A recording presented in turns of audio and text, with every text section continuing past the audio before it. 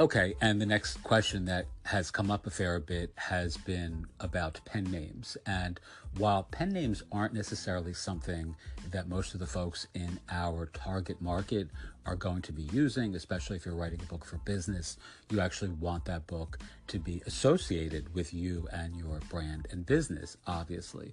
But what a pen name can do is it can free you up. A pen name can give you permission to be, more or less inhibited and freer and more expressive and sort of step out of the shell of self that most of us actually live within, even if we don't recognize it. So, many authors, myself included in this, I find myself constrained in some way, always with this background voice, which is, my mom's going to read this, my dad, my sisters, my friends, my aunts, my cousins, my professional peers, etc.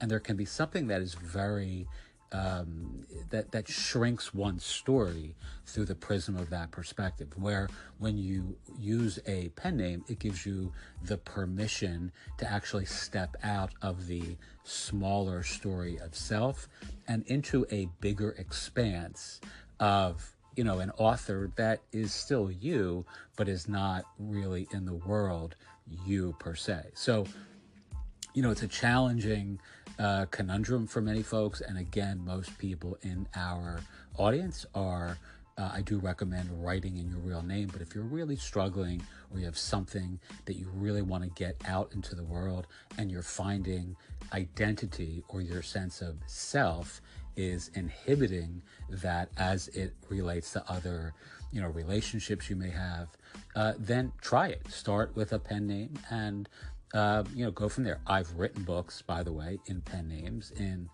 certain niches or markets that I would be uncomfortable potentially with my professional peers, reading. So I think that is something that, at least for me, in a very limited capacity, has been a gift.